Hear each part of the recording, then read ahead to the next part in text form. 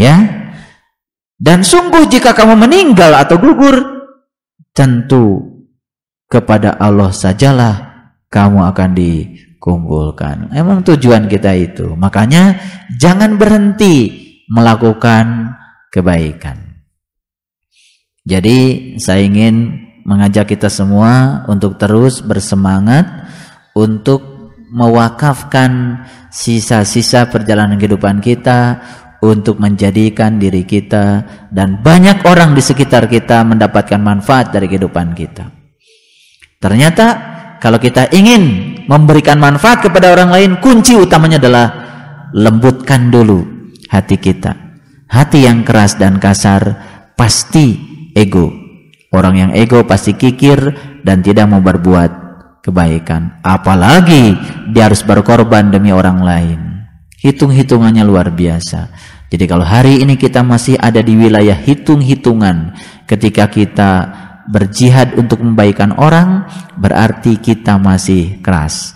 Kalau kita masih keras, tandanya kita belum bisa mengundang Allah yang maha lembut ke dalam diri kita. Baik, kita teruskan ayat 160. Jika Allah menolong kamu, maka tak ada orang yang dapat mengalahkan kamu.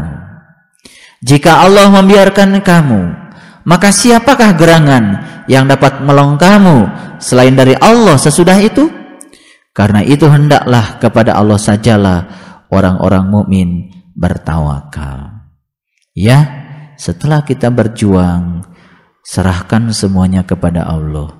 Dan orang mukmin hanya bertawakal kepada Allah. Orang mukmin tidak pernah bertawakal kepada keinginan-keinginannya. Jadi kekecewaan itu karena kita masih bertawakal kepada keinginan-keinginan kita. Begitu tidak tercapai, lalu kita kecewa. Begitu tercapai, bahagia sekali. Subhanallah. Kita lihat ayat berikutnya. Tidak seorang nabi berkhianat. Barang siapa yang berkhianat, maka pada hari kiamat ia akan datang membawa apa yang dikhianatkannya itu. Mohon maaf, ini yang diceritakan tuh nabi. Nabi itu orang yang dapat ilmu untuk dirinya sendiri. Apa? Orang yang dapat ilmu untuk dirinya sendiri. Paham maksudnya? Nggak usah dijelaskan ya? Oke. Jadi ternyata ya, ciri seorang nabi itu tidak pernah berkhianat. Karena kalau dia berkhianat, dia akan datang pada hari kiamat membawa apa yang dikhianatkannya itu. Ngerti maksudnya? Nah, hari kiamatnya kapan? Ya hari kiamat, hari berbangkit. Tahu nabi kan? Nabi. Ketika dia berkhianat, nah yang dia hianatkan itu akan dia lihat pada hari kiamat. Paham?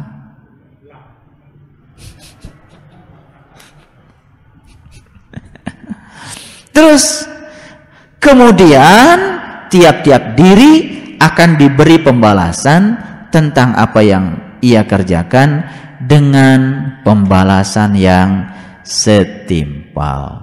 Karena Allah Maha Adil, sedang mereka tidak dianiaya. Jadi tidak ada sedikit pun yang akan luput dari Allah. Ya, dan ini akan ditimpakan pada hari kiamat. Pada siapa? Pada seorang nabi yang berkhianat. Makanya seorang nabi itu tidak akan pernah berkhianat, sebab dia takut apa yang dia hianatkan itu diperlihatkan pada hari kiamat. Nggak usah mikir jauh-jauh ya. Apakah orang yang mengikuti keridhaan Allah sama dengan orang yang kembali membawa kemurkaan dari Allah? Sama? Beda. Orang yang mendapatkan keridhaan Allah hidupnya damai. Orang yang mendapatkan murka dari Allah hidupnya pasti tidak damai. Dia selalu merasa di luar dirinya begitu banyak musuh. Lalu dia tidak bisa bersahabat dengan siapapun. Dan itulah seburuk-buruknya tempat kembali. Apa itu? Neraka. Kapan neraka itu? Sekarang. Gelisah, merasa tidak nyaman, ya kan? Merasa terasing, ya kan? Iya. Kok teman-teman saya pada pergi ya? Kan kali di Quran. Jadi orang-orang yang di sekelilingnya itu pada pergi. Kenapa? Neraka enggak? Alangkah enaknya ketika kita bisa berkumpul seperti ini, bersaudara, yang punya makanan di rumah dibawa, saling mencicipi makanan. Indah enggak? Surga. Ya kan? Nah, jadi surga dan neraka ya pilihan. Nah, kedudukan mereka itu bertingkat-tingkat di sisi Allah, dan Allah Maha melihat apa yang mereka kerjakan. Jadi kedudukan orang beriman itu ternyata juga bertingkat-tingkat, ya kan? Ya tergantung. Sekarang kita tanya, ya Allah, ada di tingkatan mana saya? Tanya saja, kata Allah pada dirimu. Allah ditempatkan di tingkat mana pada dirimu. Jadi untuk tahu di tingkatan mana kita di hadapan Allah, tidak usah tanya Allah, tanya saja diri kita, Allah ditempatkan di tingkat mana di dalam diri kita. Di tingkat mana? Ya kita yang tahu. Ya. Ayat 164, sungguh Allah telah memberi karunia kepada orang-orang yang beriman ketika Allah mengutus di antara mereka seorang utusan dari golongan mereka sendiri. Ya, jadi Allah mengutus salah satu utusan dari golongan mereka sendiri.